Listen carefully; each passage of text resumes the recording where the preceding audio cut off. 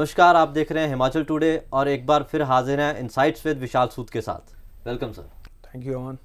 Prime minister Modi आज शिमला में आए हुए हैं सर, और शिमला में उन्होंने रैली में कई बातें कही और कई उन्होंने उपलब्धियां गिनवाई अपनी सरकार की, और उन्होंने पिछले 8 साल में सेंटर में भी और हिमाचल में भी जो जो काम किए वो बताए लोगों को। देखो, आज मोदी सरकार के 8 साल पूरे हो गए जी। इसको देखने के दो तरीके हैं। एक है कि अनदर सेंट्रल गवर्नमेंट जिसकी सेकंड टर्म चल रही है और वो अपनी उपलब्धियां गिना रही है, पर बीजेपी इसको बड़े अलग तरीके से देखती है। जी। बीजेपी इसको देखती है कि this is the starting era of a long time rule of BJP. जी। नरेंद्र मोदी जी के प्राइम मिनिस्टर बनने के बाद कुछ स्ट्रक्चरल चेंजेस हुई हैं बीजेपी में। जी। एक तो बीजेपी में यूनिटी दिखाई दी, लीडरशिप कंसोलिडेट हुई। जी। इससे पहले जो बीजेपी गवर्नमेंट्स आती थी उनके आपस में फ्यूड रहते थे, जिसके कारण आरएस का इन्फ्लुएंस बीजेपी पे बहुत ज़्यादा रहता था। जी। आज नरेंद्र मोदी के कारण आरएसएस का भी इन्फ्लुएंस बीजेपी के ऊपर कम है।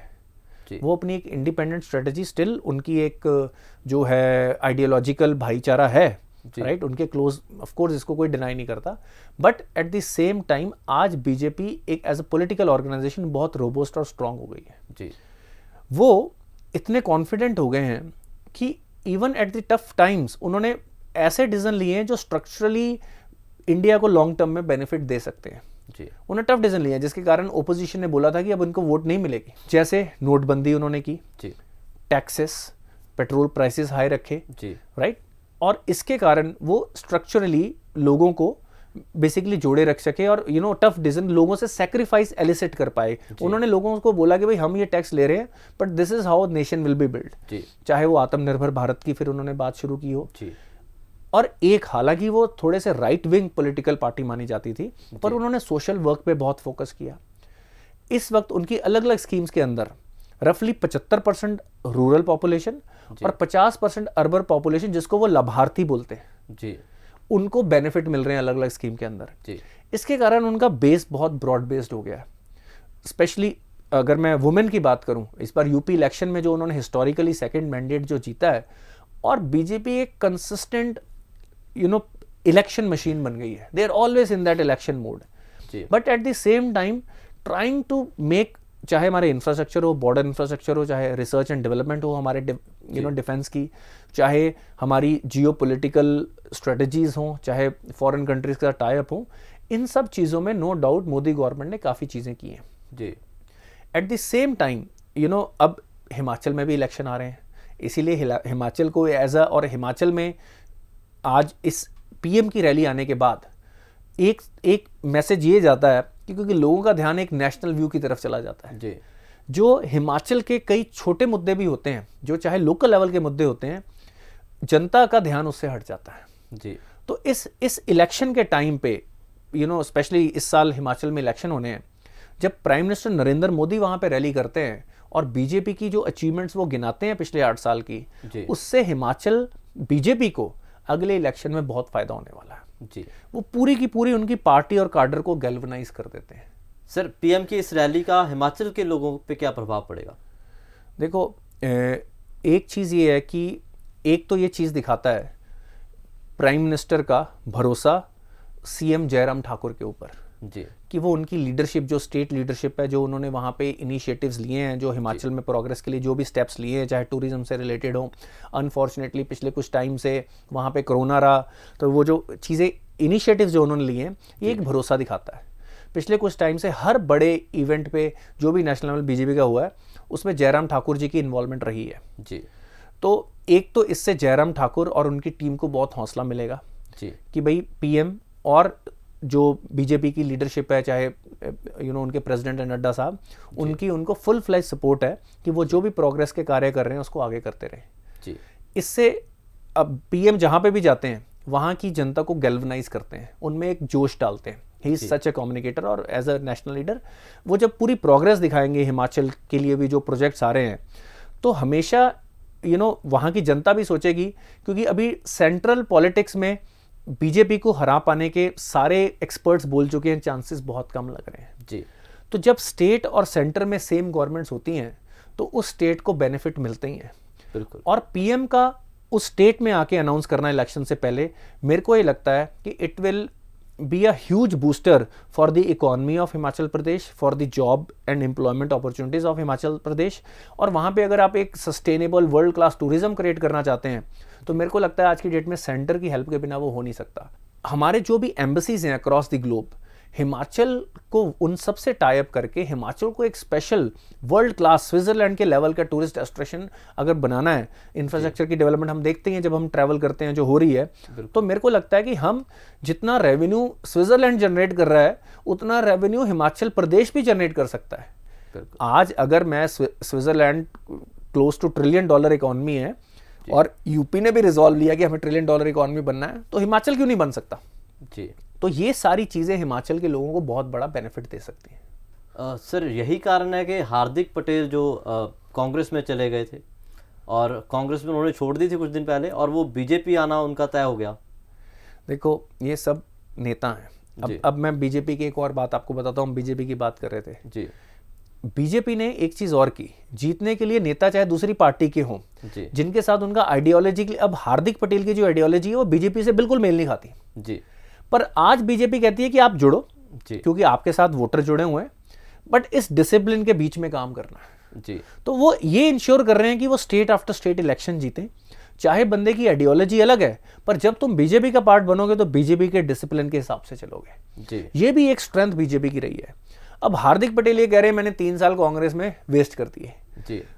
ये अब कांग्रेस में ऐसे बड़े नेता निकलेंगे जिनको सडनली कांग्रेस की कुछ पॉलिसीज अच्छी लगनी बंद हो जाएंगी क्योंकि उनको दिख रहा है कि कांग्रेस कहीं पे जीत नहीं रही है। बिल्कुल। उनको अचानक लीडरशिप में जो ट्रस्ट था, जिनकी वो कस्में खाते थे, जिनके लिए वो खुद उठ उठ के उनके लिए खाना पेश करते थे, आज उनको उन सब से प्रॉब्लम शुरू हो जाएगी।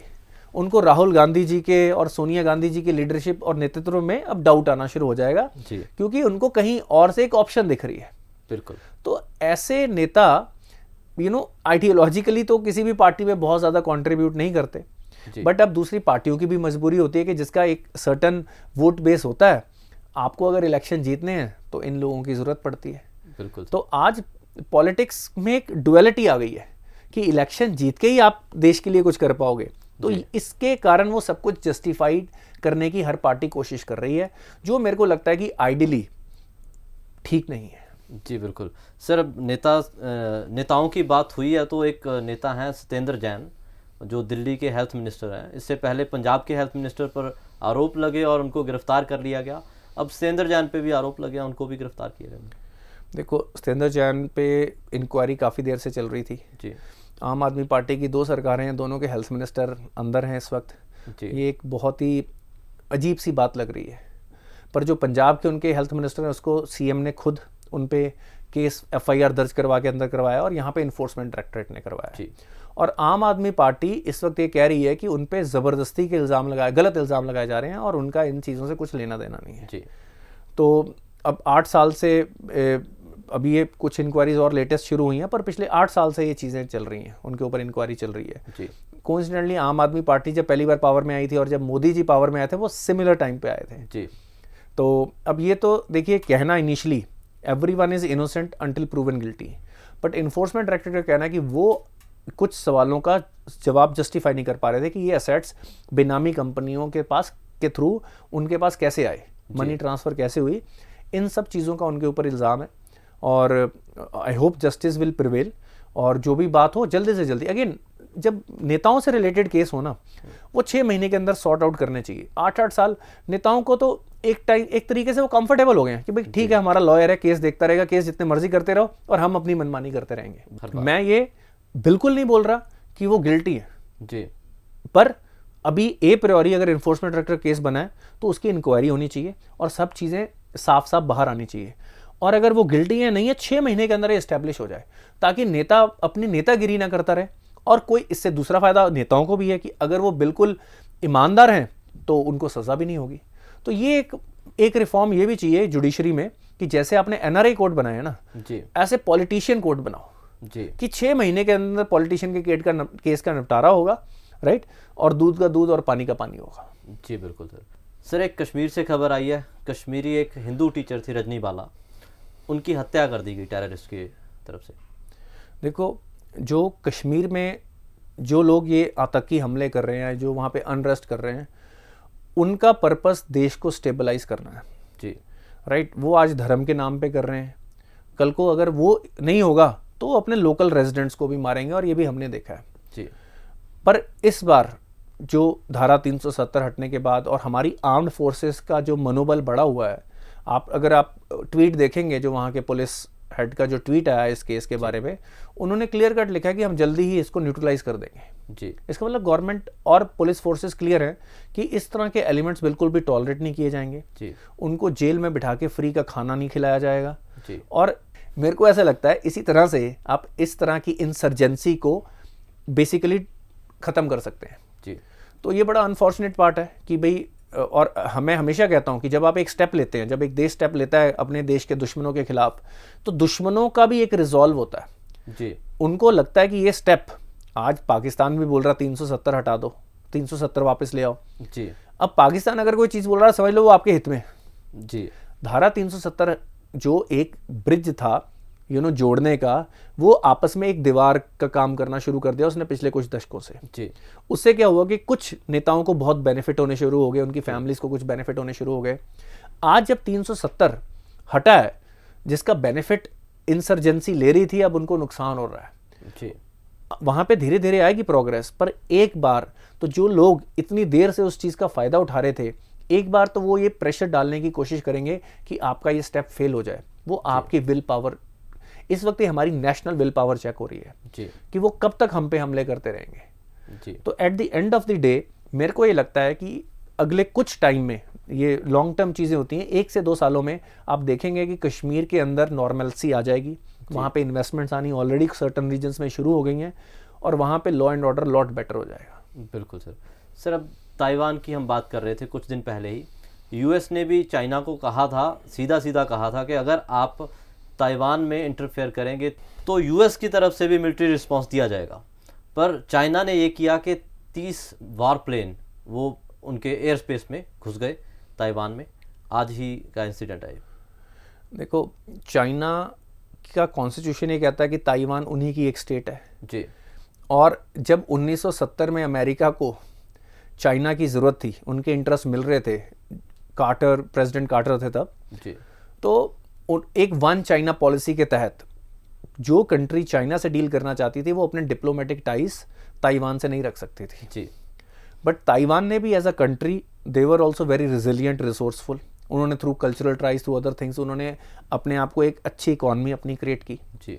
और आज जब अमेरिका और चाइना के relation at the lowest point है जी। तो अमेरिका ने चाइना को चेक में रखने के लिए क्लियर कट ये स्टेप लिया है।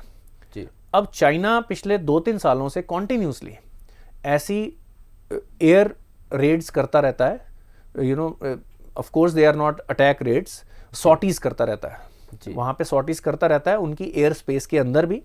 इस बार तो उनकी ये इंटरनेशनल एयर स्पेस जो मॉनिटर करते हैं देश, जो उनकी इमीडिएट एयर स्पेस के साथ होती है, ये उस वहाँ तक जहाज गए थे क्योंकि अगर वो उनकी एयर स्पेस के अंदर जाते हैं तो उसको अटैक माना जाता है जी। तो फिर ताइवान का राइट बनता है उसके ऊपर रिस्पॉन्स करने का, रिटेलिएट करने का उनका पूरा हक बनता है उसके ऊपर। तो ये एक, मेरे को लगता है ये चाइना के लिए एक दुविधा है जी। चाइना के कॉन्स्टिट्यूशन में लिखा है कि भाई ताइवान को चाइना से, वन चाइना पॉलिसी जो विजन है उनकी वो यही है कि ताइवान और काफ़ी एरिया से हमारे साथ जोड़ने चाहिए। पर मेरे को ये लगता है कि अल्टीमेटली चाइना के फॉल का यही पॉलिसी सबसे बड़ा रीज़न बनेगी जी। आज उनका देश प्रोग्रेस कर रहा है, they were a good resource centre for everyone. आज पूरी दुनिया चाइना के ऊपर उनका ट्रस्ट खत्म हो चुका है जी। वो इंडिया की तरफ देख रही है कि हम उनका पैरेलल सप्लाई चेन बनाएं, वो इंडिया को उनका काउंटर बैलेंस भी देख रही है जो इंडिया के लिए फ़ायदेमंद है। तो चाइना के जो टॉप लीडरशिप है, उनका जो हेजेमोनिक माइंडसेट है, वही चाइना के फॉल का कारण बनेगा। आज वहाँ की ग्रोथ अगर आप देख ले पिछले क्वार्टर की बिल्कुल लोएस्ट है जी। कोई उनके पास इंटरनेशनल सपोर्ट नहीं है। आज यूएस ने, अगर थोड़े दिन पहले प्रेसिडेंट ने सीधी सीधी धमकी दे दी कि अगर आप मिलिट्री एक्शन लेते हो तो हम भी मिलिट्री एक्शन लेंगे। तो ये जो वन चाइना पॉलिसी है, ये अगले 10 सालों में चाइना के फ्यूचर को बहुत ही नेगेटिवली इम्पैक्ट करने वाली है। हेजेमोनिक माइंडसेट आज की दुनिया में इस वर्ल्ड ऑर्डर में नहीं चल सकता। बिल्कुल सर, शुक्रिया सर। इस तरह की और इनसाइट्स लेके आते रहेंगे, देश दुनिया के बड़े मुद्दों पे बात करते रहेंगे। देखते रहिए इनसाइट्स विद विशाल सूद।